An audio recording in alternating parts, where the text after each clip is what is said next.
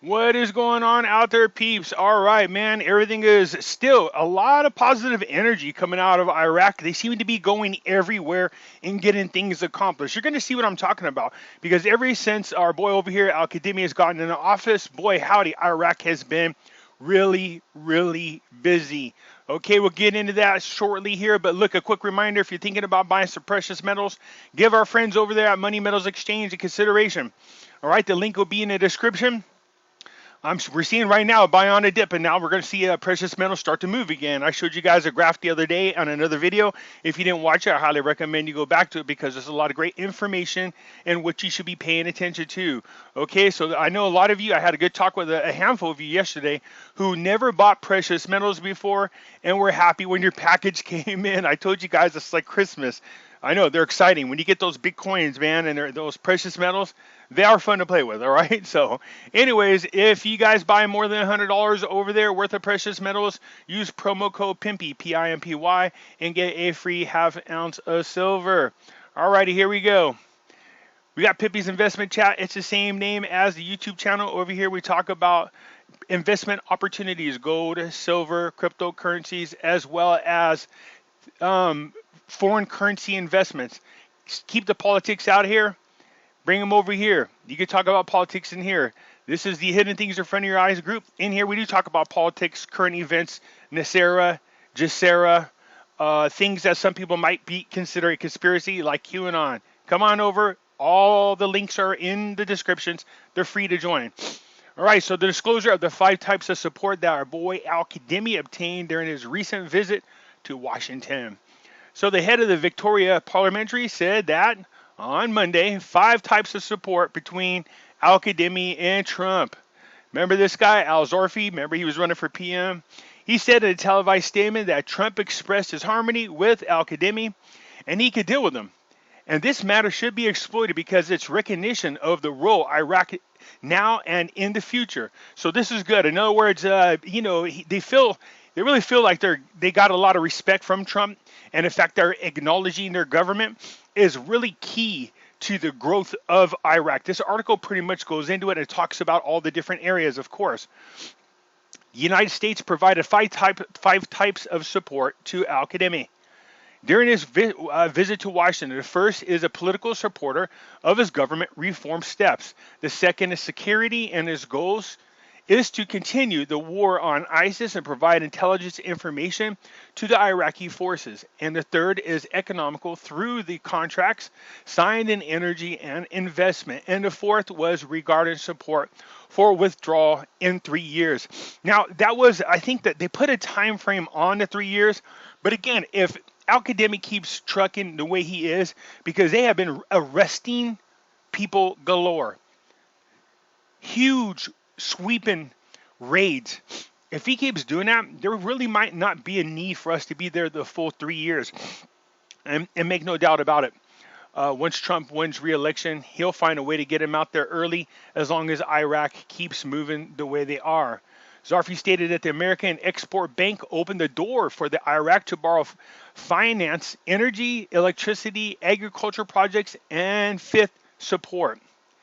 And this is the agreement to finance it with $5 billion, indicating that this matter is signed by the Iraq's Ministry of Electricity with Stellar Company in Washington during his last visit. So that's a lot of money, and we know that. That's probably one of the biggest steps they need to take forward in order to start rebuilding their infrastructure, is making sure that the electric grid is up.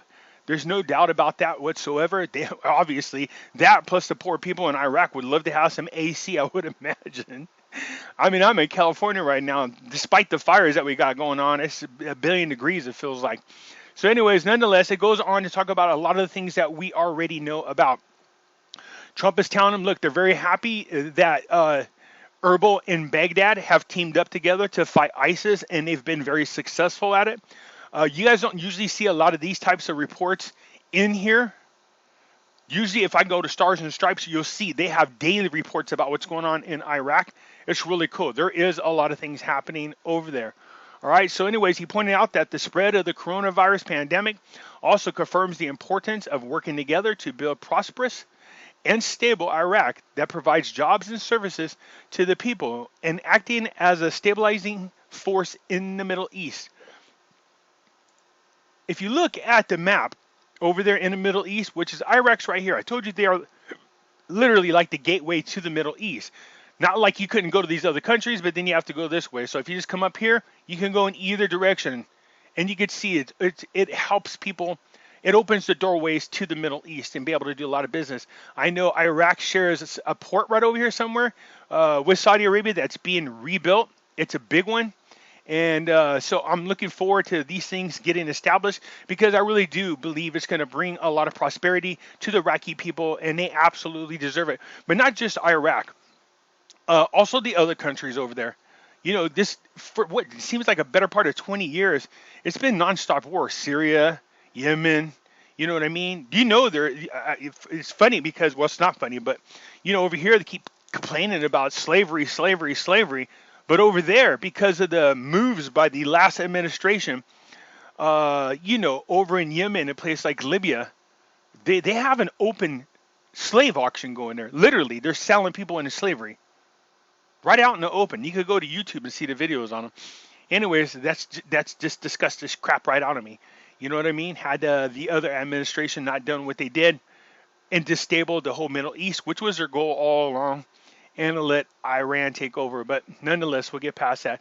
An upcoming summit between al-Qadimi and all Iraq political forces regarding a very important file. So what this is talking about is al-Qadimi is going to be meeting with his parliamentary people, the political people in there, to discuss what it is that al-Qadimi had achieved while he was there. But as you can well imagine, there are political forces that are building up against al-Qadimi because they want America and the coalition out now, right now. And al-Qadimi is saying that's not going to happen. So there are political people in there who support al-Qadimi. I know some people from Kurdistan as well are saying, look, we're just getting on our feet. We're still going to need a little help, so we're not getting rid of them. So there might be some kind of agreement where they'll be on the outskirts of Iraq, but we'll see. Nonetheless, that's what this whole thing's about. It's dealing with al-Qadimi approaching the political parties to say to them, hey, look, this is what the agreement is. And from there, they'll decide what they want to do about what's the next steps to take. It's not a long article. But again, the political people that are speaking up against al-Qadimi's visit to Washington, al-Qadimi's relationship with Trump, are those individuals who are pissed when the General Soleimani was killed. All right, so what's that tell you? These are Iranian-backed puppets that are expressing their dissatisfaction with al-Qadimi. So the tripartite meeting is coming up with the people from Jordan, or the leaders from Jordan, Egypt, and of course, Iraq, of course, and they're going to talk about all the important things, but something tells me that there's more involved. I think what they're going to be meeting about is all of them jumping onto Trump's peace in the Middle East agreement. Trump could bring a lot of business to these countries. He really could. He has the right influence to do it. He has the right influence on the world. He could bring a lot of business over to the Middle East if they can all just agree to get along. So we'll see where it leads to. I'm curious to see what comes out of this meeting. I am keeping an eye on it, and I'll keep you guys informed. Parliamentary financing. The International Monetary Fund support for Iraq is subject to two conditions. Okay, so the meeting with the Prime Minister al-Qadimi conducted during his visit to Washington with the Director General of the International Monetary Fund, and that was Kristalina Georgieva, is very important to the Iraq state. The meeting held between al-Qadimi and the International Monetary Fund is very important in general because when there is a direct interaction from such institutions and the World Bank, it means that the situation is stable and prompts these institutions to encourage countries that have relationships, of course, with them to support Iraq with projects and loans. So their investments or charitable projects, such as donations, okay? So yeah, of course this is big. I'm telling you, Trump really could open the doors big time for a lot of countries over there in the Middle East, but most importantly, Iraq, who seems to be the center stone of it all. But here's what I was talking about, al-Qadimi getting, what done. Look at this. The Minister of Finance leads a delegation to now the United Kingdom and holds its first meeting. So the Iraq Finance Minister Alawi arrived on Monday at the head of the official delegation to the British capital of London. British Ambassador to Baghdad, Stephen Hickey, said in a tweet, which I read, I am pleased to welcome the visit of His Excellency, the Iraq Finance Minister Alawi, to the United Kingdom and look forward to a fruitful visit. So this is both good, I think, for Britain as well as Iraq, considering with the pullout of Brexit. They need to start working out some trade deals to help them grow again as a country, all right?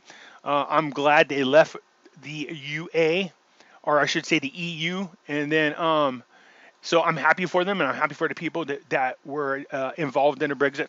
But nonetheless, because they really need to break up the EU. These are unelected officials there that their whole thing is a globalist movement. They are the New World Order. So, yeah, we hope they break up, because now I think Italy and Spain we're talking about leaving the EU. So the more that leave, the better off they are. But nonetheless, I just wanted to say it's real impressive to see what Al-Kadhimi has achieved in such a short period of time. It's very impressive, and he continues to do so, reaching out to the international community, trying to show the world that the corruption is being dealt with, and it is being dealt with in a very swift fashion. All right, so all this should have been done long ago. So look, I'm looking forward to seeing the people in the Middle East prosper, especially in Iraq. All right, so that's it for now, you guys. If you like the video, hit the thumbs up button.